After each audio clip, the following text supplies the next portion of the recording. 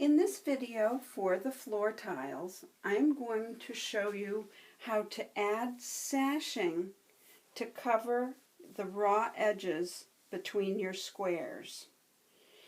Now, the first thing that I want to talk about is the selection of your fabric. You can use a very high contrast sashing, or you can use a patterned sashing. And there are reasons for using both. If you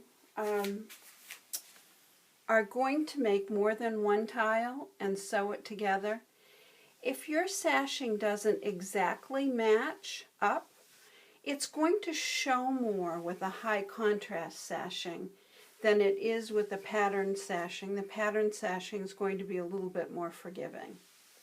But if you're going to make one single tile, the high contrast sashing is a much more dramatic look. So it's up to you what you want to do. To make the sashing, you're going to cut your fabric strips according to the pattern directions. Again, either high contrast or your patterned sashing. The next thing that you're going to do is you're going to iron this so that the raw edges are in the center.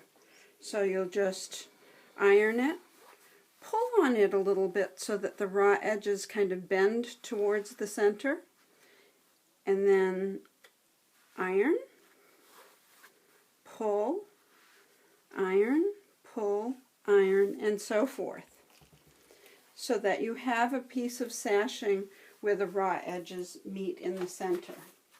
The next step is that you're going to be adding a web backing. Now this web is on release paper, so there's a little bit of paper on it, which allows you to iron this to your sashing. Now I use light Steam-A-Seam 2, very lightweight fusible web, or Bose will make something called Splendid Tape, which you can also use. So you're going to take your web on release paper, place it on the back of your sashing, and then iron it down to fuse it. When you're ready to place it on your square, you simply remove the paper backing from the web. Then you'll place your sashing on your square over the raw edges, and you'll want to do your vertical strips first, so that you have something that looks like this. So you're going to fuse it on to both raw edges, and then you're going to stitch on either side of the sashing to securely attach it to your square. The next step is to take your sashing and cover the horizontal raw edges. Do the top and the bottom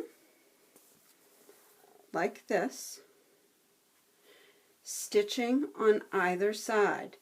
That securely fastens your squares to your foam and creates a nice little pattern in the back of your floor tile.